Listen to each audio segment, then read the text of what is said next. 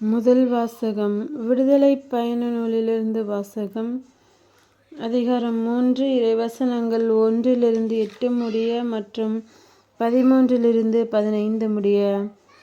மோசே மிதியானின் அர்ச்சகராகிய தம் மாமனார் இத்திரோவின் ஆட்டு மந்தையை மேய்த்து வந்தார். அவர் அந்த ஆட்டு மந்தையை பாலை நிலத்தின் மேற்றிசையாக ஓட்டிக்கொண்டு கடவுளின் மலையாகிய ஒரேபை வந்தடைந்தார்.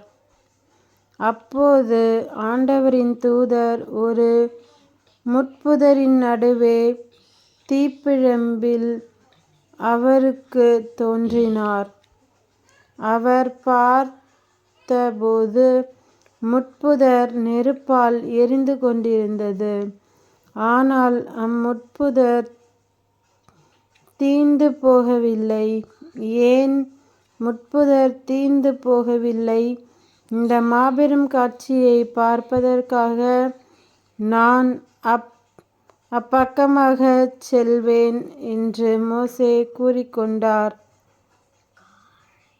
அவ்வாறே பார்ப்பதற்காக அவர் அணுகி வருவதை ஆண்டவர் கண்டார். மோசே, மோசே என்று சொல்லி கடவுள் முட்புதரின் நடுவிலிருந்து அவரை அழைக்க அவர் இதோ நான் என்றார். அவர் இங்கே அணுகி வருவதே உன் பாதங்களிலிருந்து மிதியடிகளை அகற்றிவிடு. ஏனெனில் நீ நின்று கொண்டிருக்கிற இந்த இடம் புனிதமான நிலம் என்றார்.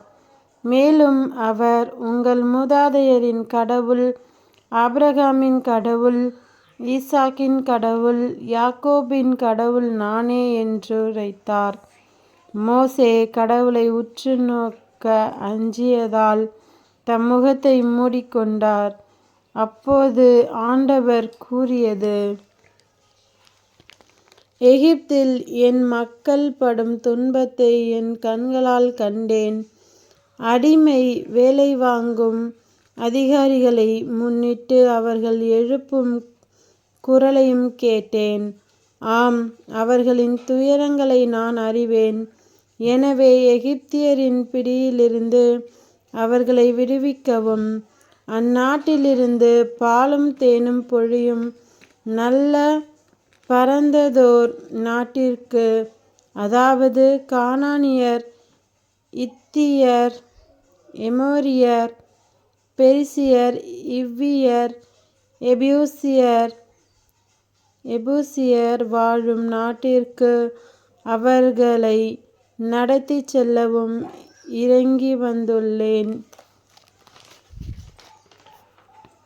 மோசே கடவுளிடம், இதோ இஸ்ரேல் மக்களிடம் சென்று, உங்கள் மூதாதையரின் கடவுள் என்னை உங்களிடம் அனுப்பியுள்ளார் என்று நான் சொல்ல, அவர் பெயர் என்ன என்று அவர்கள் என்னை வினவினால் அவர்களுக்கு என்ன சொல்வேன் என்று கேட்டார்.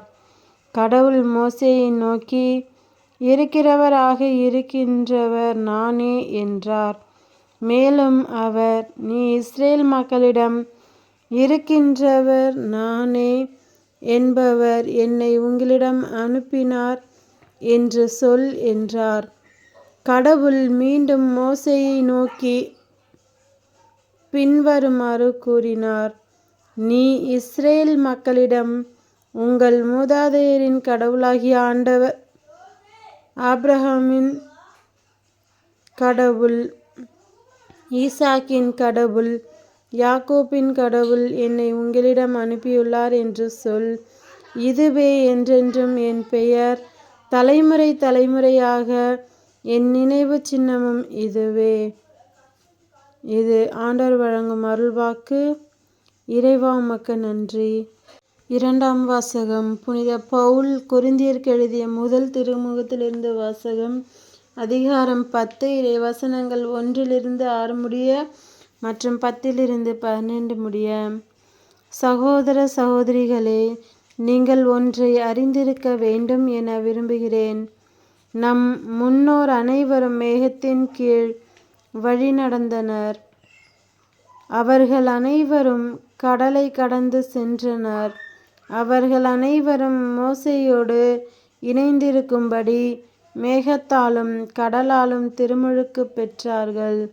அவர்கள் அனைவரும் ஒரே ஆன்மீக உணவை உண்டனர். அவர்கள் அனைவரும் ஒரே ஆன்மீக பானத்தை பருகினர்.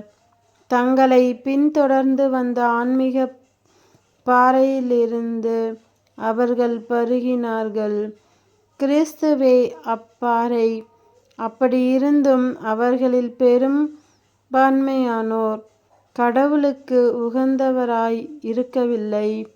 பாலை நிலத்திலேயே அவர்கள் கொல்லப்பட்டார்கள்.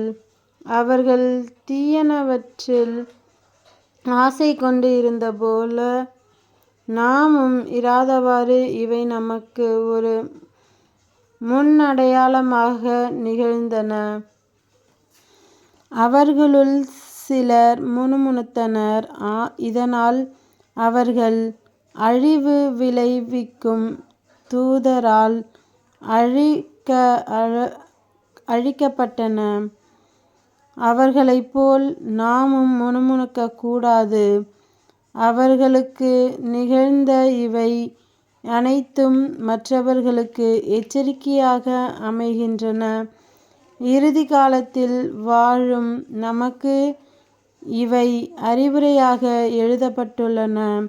எனவே நாம் நிலையாக நிற்பதாக நினைத்து கொண்டிருப்பவர் விழுந்து விடாதபடி பார்த்து கொள்ளட்டும்.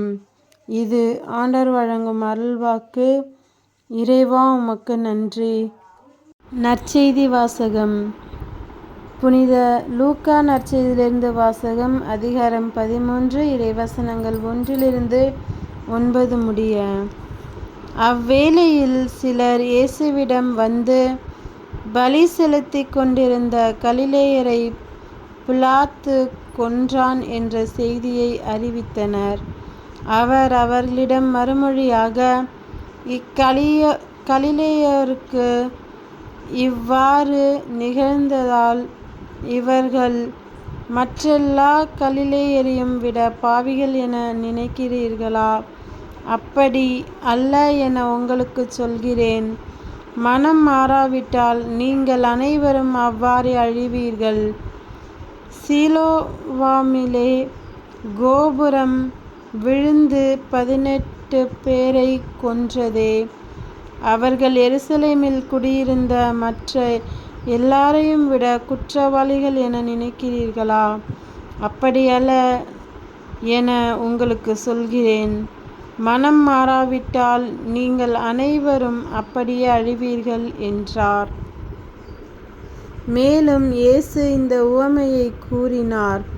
ஒருவர் தம் திராட்சை தோட்டத்தில் அத்திமரம் ஒன்றை நட்டு வைத்திருந்தார். அவர் வந்து அதில் கனியை தேடியபோது எதையும் காணவில்லை. எனவே அவர் தோட்டத்தை தொழிலாளரிடம், பாரும், 3 ஆண்டுகளாக இந்த அத்திமரத்தில் கனியை தேடி வருகிறேன், எதையும் காணவில்லை. ஆகவே இதை வெட்டிவிடும். இடத்தை ஏன் அடைத்து கொண்டிருக்க வேண்டும் என்றார். தொழிலாளர் மறுமொழியாக, ஐயா, இந்த ஆண்டும் இதை விட்டு வையும். நான் இதை சுற்றிலும் கொத்தி எரிபோடுவேன். அடுத்த ஆண்டு கனி கொடுத்தால் சரி, இல்லையானால் இதை வெட்டிவிடலாம் என்று அவரிடம் கூறினார். இது கிறிஸ்துவின் நற்செய்தி. கிறிஸ்துவே உமக்கு புகழ்.